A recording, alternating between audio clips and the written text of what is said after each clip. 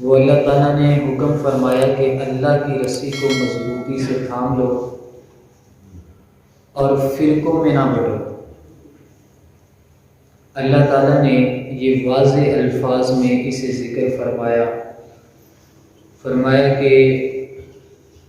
وَاعْتَصِمُوا بِحَبْلِ اللَّهِ جَمِيعًا وَلَا تَفَرَّقُوا، فرمایا کہ اللہ کی رسی کو مضبوطی سے تھام لو، وَلَا تَفَرَّقُوا، اور فرقوں میں نہ بٹو۔ یہ حبل اللہ، اس سے مراد حضرت عبداللہ ابن مسعود رضی اللہ تعالیٰ عنہ فرماتے ہیں کہ اس سے مراد جماعت ہے۔ اللہ نے فرمایا کہ ایک جماعت کی رسی کو مضبوطی سے تھام لو گے تو میری تک تم پہنچ جاؤ گے۔ حضرت قتادہ رضی اللہ تعالیٰ عنہ نے فرمایا کہ حبل اللہ سے مراد یہ ہے کہ وہ قرآن پاک ہے، اور قرآن پاک اللہ کی رسی ہے۔ فرمایا کہ اسے مضبوطی کے ساتھ تھام لو تو فرمایا تمہیں اللہ تعالیٰ کا قرب حاصل ہو جائے گا۔ حضرت ابو سعید خدری رضی اللہ تعالیٰ عنہ سے مروی ہے کہ نبی پاک صلی اللہ علیہ وسلم نے ارشاد فرمایا کہ قرآن پاک اللہ کی رسی ہے، اور فرمایا یہ آسمان سے زمین تک لٹکی ہوئی ہے، تو فرمایا اسے مضبوطی کے ساتھ تھام لو تو فرمایا تمہیں اللہ تعالیٰ کا قرب حاصل ہو جائے گا۔ ایک روایت میں ملتا ہے کہ نبی پاک صلی اللہ علیہ وسلم نے فرمایا کہ میں اپنے بعد تم میں دو چیزیں چھوڑ کے جاؤں گا۔ فرمایا جو بھی انہیں مضبوطی کے ساتھ تھام لے گا، فرمایا وہ ہرگز گمراہ نہیں ہوگا۔ سب سے پہلی چیز نبی پاک صلی اللہ علیہ وسلم نے فرمایا کہ وہ ہے قرآن پاک۔ فرمایا یہ اللہ تعالیٰ کی رسی ہے جو آسمان سے زمین کی طرف لٹکی ہوئی ہے۔ فرمایا جو بھی میرا امتی قرآن پاک کو تھام لے گا، فرمایا وہ زمانے میں گمراہ ہونے سے بچ جائے گا۔ دوسری چیز آپ نے ارشاد فرمایا کہ میری عطرت، میری اہل بیت، فرمایا کہ اسے بھی مضبوطی کے ساتھ تھام لو، تو فرمایا یہ دونوں آپس میں الگ بھی نہیں ہے، یہ دونوں ایک جگہ پہ جمع ہیں۔ تو فرمایا کہ اب یہ دیکھنا ہے کہ میرے بعد تم ان کے ساتھ کیسے پیش آتے ہو۔ اب پتہ لگا کہ اللہ تعالیٰ کی رسی قرآن پاک ہے، اور ایک قول کے مطابق جماعت بھی ہے، اور عطرت صحابہ، عطرت اہل بیت، نبی پاک صلی اللہ علیہ وسلم کی اہل بیت، جو بھی بندہ اہل بیت کے ساتھ بھی محبت رکھتا ہے اور قرآن پاک کے دامن کو بھی تھام کے رکھتا ہے، تو یقیناً اسے اللہ تعالیٰ کا قرب بھی مل جائے گا اور وہ گمراہ ہونے سے بھی بچ جائے گا۔ پھر فرمایا کہ وَلَا تَفَرَّقُوا، فرقوں میں نہ بٹو۔ آج کل اکثر لوگ اس آیت کو پڑھ کے تو گمراہ ہو جاتے ہیں، وہ کہتے ہیں ہر ایک فرقہ ہے، ہم لوگ فرقے میں بٹ جائیں گے، گمراہ ہو جائیں گے۔ تو قرآن پاک نے واضح دو ٹوک الفاظ میں ہمیں یہ بتا دیا کہ بھئی وَلَا تَفَرَّقُوا، فرقوں میں نہ بٹو۔ تو لہٰذا ہم نہ سنی ہیں، نہ وہابی ہیں، نہ دیوبندی ہیں، نہ رافضی ہیں، ہم کچھ بھی نہیں، ہم صرف مسلمان۔ دیکھیں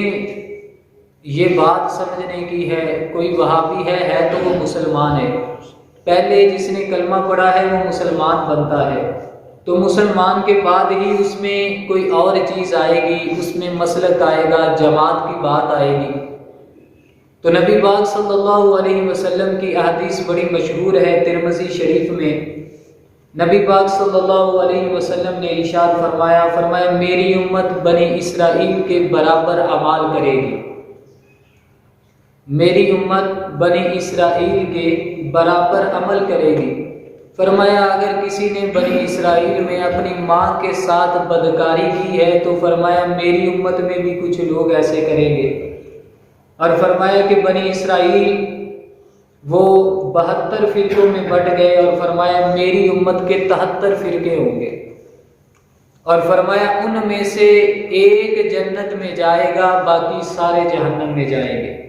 کلہم فی النار الا ملۃ واحد او کما قال علیہ السلام، فرمایا کہ ان میں سے ایک جنت میں جائے گا، باقی سارے جہنم میں جائیں گے، یعنی 72 فرقے جہنم میں جائیں گے اور ایک فرقہ جنت میں جائے گا۔ صحابہ نے عرض کی یا رسول اللہ صلی اللہ علیہ وسلم وہ کون سا ہے کہ جو جنت میں جائے گا؟ نبی علیہ السلام نے فرمایا جو میرے اور میرے صحابہ کی ملت پر چلے گا، ان کے طریقے پر چلے گا، فرمایا وہی فرقہ جو ہے فرمایا وہ جنت میں جائے گا۔ جامع البیان اس میں ایک روایت ہے، حضرت انس رضی اللہ تعالیٰ عنہ سے مروی ہے، نبی پاک صلی اللہ علیہ وسلم نے ارشاد فرمایا بنی اسرائیل میں 71 فرقے بنے، اور فرمایا میری امت کے 72 فرقے بنیں گے،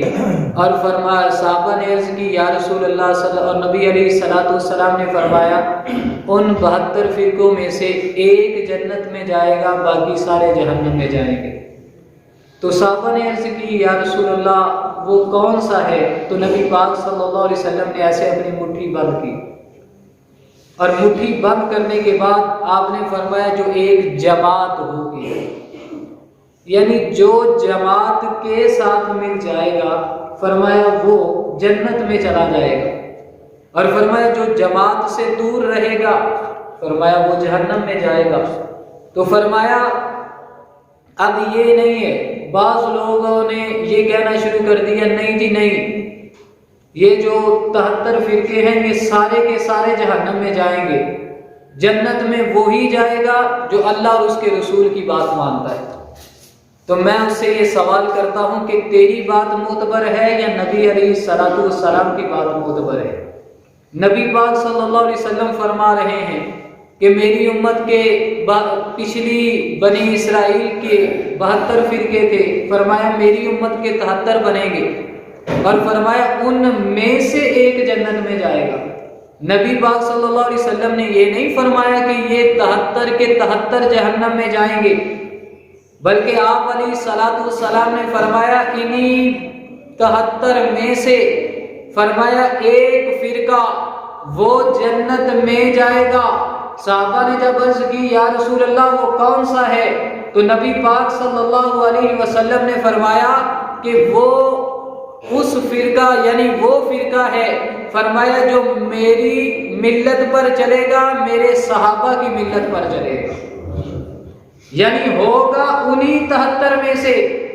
ان سے جدا نہیں ہوگا، فرمایا ہوگا انہی میں سے، فرمایا لیکن انہی میں سے ہونے کے باوجود فرمایا وہ میری ملت پر چلے گا، میرے صحابہ کی ملت پر چلے گا۔ تو فرمایا جب وہ میری ملت پر چلے گا، میرے صحابہ کی ملت پر چلے گا، تو فرمایا اللہ اس کے بدلے اسے جنت میں جگہ عطا فرمائے گا۔ تو اب دیکھا جائے گا کہ اختلاف ہے کیا، اختلاف کس طرح سے کیا جاتا ہے۔ یہاں پر جو اللہ نے ارشاد فرمایا کہ وَلَا تَفَرَّقُوا، فرقوں میں نہ بٹو، اس سے مراد یہ نہیں ہے کہ جس طرح آج یہ ہم نے سمجھ لیا کہ یہ ایک فرقہ الگ ہو گیا، دوسرا فرقہ الگ ہو گیا، فرمایا اس سے مراد یہ نہیں ہے، بلکہ مفسرین اکرام نے لکھا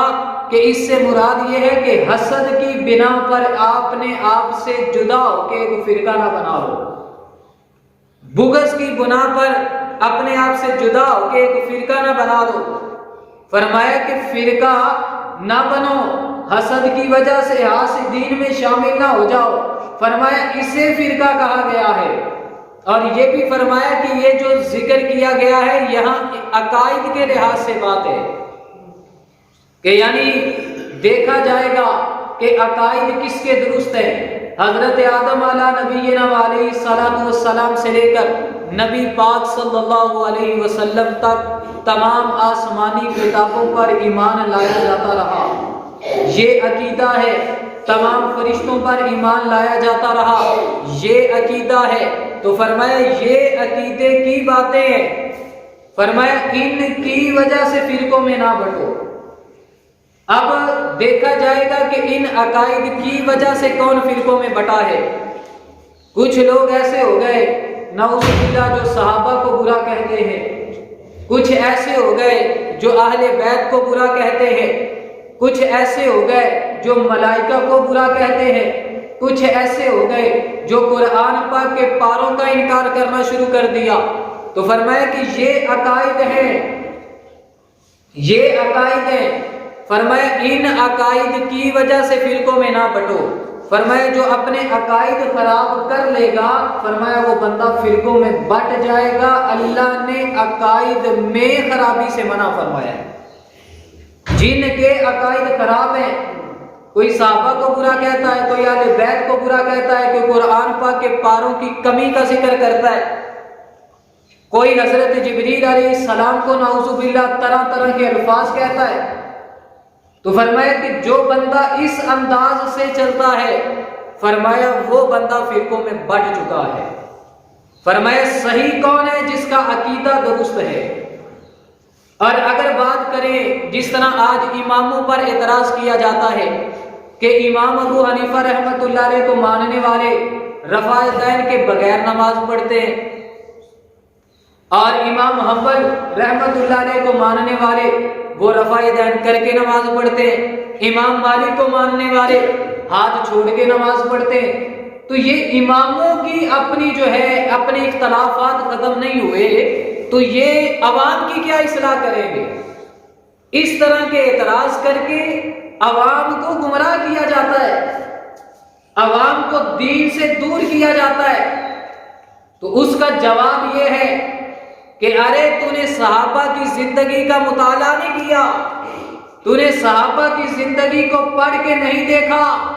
یہ جس اختلاف کی تو بات کرتا ہے، جس کے بارے میں تو اپنی لب کشائی کر رہا ہے، جسے تو نے اپنا موضوع سخن بنا کے رکھا ہے، تو یہ بات یاد رکھ، ان جگہوں پر اس طرح کے نماز ہاتھ چھوڑنے میں، رفع یدین کرنے میں، ہاتھ اوپر باندھنے میں، نیچے باندھنے میں، اس میں تو صحابہ کا بھی اختلاف رہا ہے۔ تو کیا صحابہ کے بارے میں تم کیا کہو گے؟ صحابہ نے نبی علیہ الصلوۃ والسلام کے پیچھے نماز ادا کی ہے، اپنی صبح بھی نماز نبی علیہ الصلوۃ والسلام کے پیچھے ادا کرتے تھے، شام کو بھی نبی علیہ الصلوۃ والسلام کے پیچھے نماز ادا کرتے تھے، ان میں بھی اس طرح کا اختلاف پایا جاتا ہے، پھر تو صحابہ کے بارے میں کیا بات کرے گا؟ تو فرمایا کہ یہ جواب ہے حضرت عبداللہ ابن عمر رضی اللہ تعالیٰ عنہ اور ان کے ساتھ اور اصحاب میں سے ایسے شامل تھے کہ جو جنبی حالت میں جس بندے پہ غسل فرض ہے، کہتے تھے کہ تیمم کرنا اس کے لیے جائز نہیں ہے، تیمم سے وہ بندہ پاک نہیں ہوگا جب تک پانی کے ساتھ غسل نہیں کرے گا۔ اور حضرت ابو موسیٰ اشعری رضی اللہ تعالیٰ عنہ اور حضرت عمار بن یاسر رضی اللہ تعالیٰ عنہ اور دیگر صحابہ وہ اس طرف گئے ہیں کہ اگر کوئی جنبی حالت میں ہے، اس پہ غسل فرض ہے، فرماتے ہیں کہ پانی نہیں میسر، فرماتے ہیں تیمم کر لے، تو اس کا تیمم کرنے کے بعد وہ نماز بھی ادا کر سکتا ہے، وہ سارے کام کر سکتا ہے جب تک پانی میسر نہیں آتا۔ اب یہ صحابہ کی بات کر رہا ہوں میں کہ چند صحابہ اس طرف گئے ہیں کہ تیمم نہیں کرنا چاہیے، چند اصحاب میں سے صحابہ اس طرف گئے ہیں کہ بھئی تیمم کر لینا چاہیے۔ اب یہ اختلاف تو صحابہ میں بھی پایا جا رہا ہے۔ حضرت عبداللہ ابن عمر رضی اللہ تعالیٰ عنہ وہ اس چیز کے قائل تھے کہ بھئی اگر کوئی بندہ احرام باندھنا چاہتا ہے، وہ غسل کرتا ہے، غسل کے بعد خوشبو لگا کے احرام باندھ لیتا ہے، تو یہ اس کے جواز کے قائل نہیں تھے، کہتے تھے یہ کام کرنا جائز نہیں ہے۔ حضرت عائشہ صدیقہ رضی اللہ تعالیٰ عنہ فرماتی ہیں کہ اگر کوئی غسل کرتا ہے اس کے بعد خوشبو لگا کے احرام باندھ لیتا ہے تو فرماتی ہیں یہ جائز ہے۔ اب یہ صحابہ کے اختلاف کی میں بات کر رہا ہوں، ارے اگر اماموں کی بات کرو گے تو پھر یہاں پر آؤ، میں کہتا ہوں امام ابو حنیفہ رحمۃ اللہ علیہ اور امام مالک رحمت اللہ علیہ، امام احمد رحمت اللہ علیہ، امام شافعی رحمت اللہ علیہ، ان کے اختلاف ہے مسائل میں، عقائد میں اختلاف نہیں ہے۔ جو ہاتھ چھوڑ کے نماز پڑھتا ہے ہم اسے بھی ٹھیک کہیں گے، کیوں؟ وہ امام مالک کو ماننے والا ہے۔ جو ہاتھ بار بار اٹھاتا ہے، رفع یدین کرتا ہے، امام حنبل رحمت اللہ علیہ کا مقلد ہے، ہم اسے بھی درست کہیں گے اور اہل سنت میں شامل کریں گے۔ اور جو امام اعظم رحمت اللہ علیہ کو مانتا ہے، وہ ہاتھ باندھ کے نماز پڑھتا ہے، رفع یدین نہیں کرتا، ہاتھ نہیں چھوڑتا، ہم اسے بھی درست کہیں گے، کیوں؟ وہ ایک امام کی پیچھے چل رہا ہے، تقلید کی ہے، جو اس نے قانون ہمارے سامنے پیش کیے ہیں احادیث کی روشنی میں، ان پر عمل کر رہا ہے، تو فرمایا ہم اسے بھی برا نہیں کہیں گے، کیوں؟ یہ اختلاف ان کے عقائد میں نہیں ہے، یہ مسائل میں اختلاف ہے۔ کسی نے ان تمام اماموں میں اور ان تمام اماموں کے ماننے والوں میں سے کسی نے آسمانی کتاب کا انکار نہیں کیا، کسی نے کسی فرشتے کا انکار نہیں کیا، کسی نے قرآن پاک میں شک نہیں کیا، کسی نے صحابہ پر لعن طعن نہیں کیا، کسی نے آل بیت کو برا نہیں کہا۔ تو پتہ لگا کہ جو اصحاب ہیں، جو صحابہ کو مانتے ہیں، اہل بیت کو مانتے ہیں، قرآن کو مانتے ہیں، ملائکہ کو مانتے ہیں، نبی علیہ الصلوۃ والسلام کی رسالت کو مانتے ہیں، تو وہی عقیدہ ان چار اماموں کا ہے۔ تو فرمائے ان میں اختلاف نہیں، یہ مسائل میں اختلاف ہے، اور یہ اختلاف تو صحابہ میں بھی پایا گیا۔ اور اب اگر ذرا غور کر کے دیکھو، نبی پاک صلی اللہ علیہ وسلم نے رفع یدین کر کے بھی نماز پڑھی ہے، نبی پاک صلی اللہ علیہ وسلم نے رفع یدین کے بغیر بھی نماز پڑھی ہے، اور بعض روایتوں میں ملتا ہے نبی پاک صلی اللہ علیہ وسلم نے ہاتھ چھوڑ کے بھی نماز پڑھی ہے۔ اب ہر امام نے اپنی اپنی جو نبی علیہ الصلوۃ والسلام سے روایات آ رہی تھی، امام مالک نے ہاتھ چھوڑنے والی لے لی، امام احمد رحمت اللہ علیہ نے ہاتھ میں رفع یدین کرنے والی لے لی، امام ابو حنیفہ رحمت اللہ علیہ نے نہ رفع یدین کیا نہ ہاتھ چھوڑے، ویسے نماز کو پڑھنے والی احادیث لے لی۔ تو اس طرح نبی علیہ الصلوۃ والسلام کی تمام احادیث پر عمل ہونا شروع ہو گئے۔ آپ کو ایسے لوگ بھی ملیں گے جو نبی علیہ الصلوۃ والسلام کی نماز آپ کے طریقے پر ادا کر رہے ہیں اور رفع یدین کر کے پڑھ رہے ہیں، ایسے بھی ملیں گے جو ہاتھ چھوڑ کے نماز پڑھیں، ایسے بھی ملیں گے نہ رفع یدین کرتے ہیں نہ ہاتھ چھوڑتے ہیں۔ تو یہ ساری باتیں احادیث سے ثابت ہیں، احادیث سے ثابت ہونے کی وجہ سے تو تمام اماموں نے ان احادیث کو لیا، پھر عوام تک یہ پیغام پہنچایا کہ آپ نے نماز اس انداز سے ادا کرنی ہے۔ تو یہ اختلاف ہے، یہ فروعی اختلاف ہے،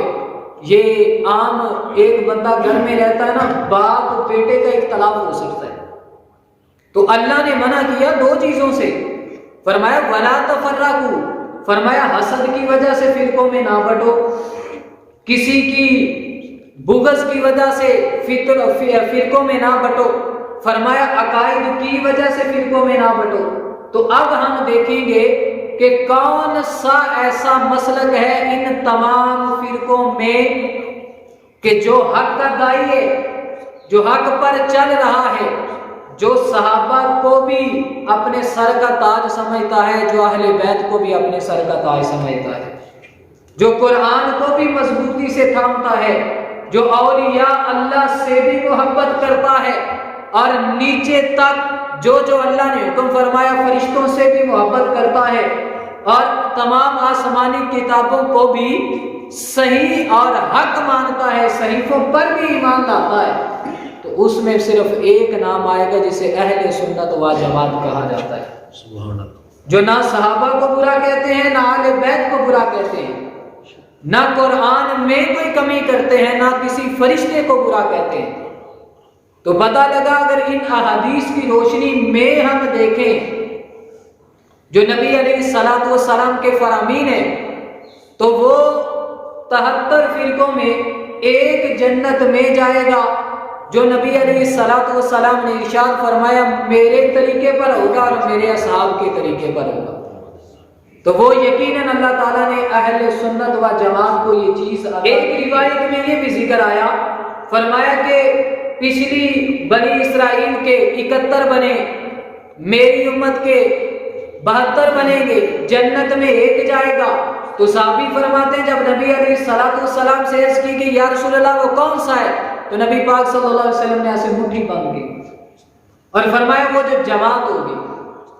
اب میں آپ سے پوچھتا ہوں کہ سب سے بڑا، اگر فرقوں میں بات کرتے ہو تو ان میں سب سے بڑا اگر دیکھا جائے تو اہل سنت و جماعت ہے۔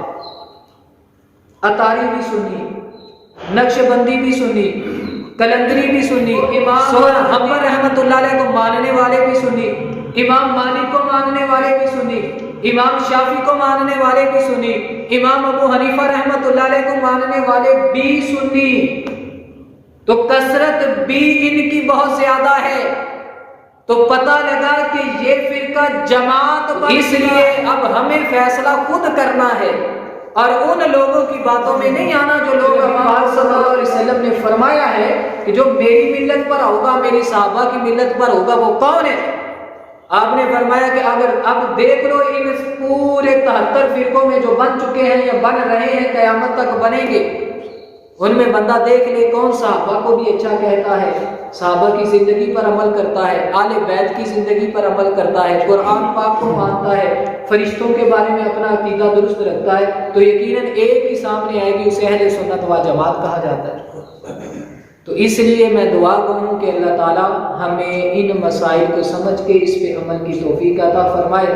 ایسے لوگوں کی باتوں میں آ کے اپنے آپ کو ہم گمراہ نہ کریں، بلکہ اس چیز سے بچیں۔ ہم سارے مسلمان ہیں، پھر آگے مسلک کی بات ہوگی تو مسلک پہ پھر یہ بات کی جائے گی کہ ہم اہل سنت نہیں ہوتے، وہ نہیں گمراہ ہوتے جنہیں اللہ نے ہدایت دی۔ یہ ہے کہ وہ 73 فرقے بنیں گے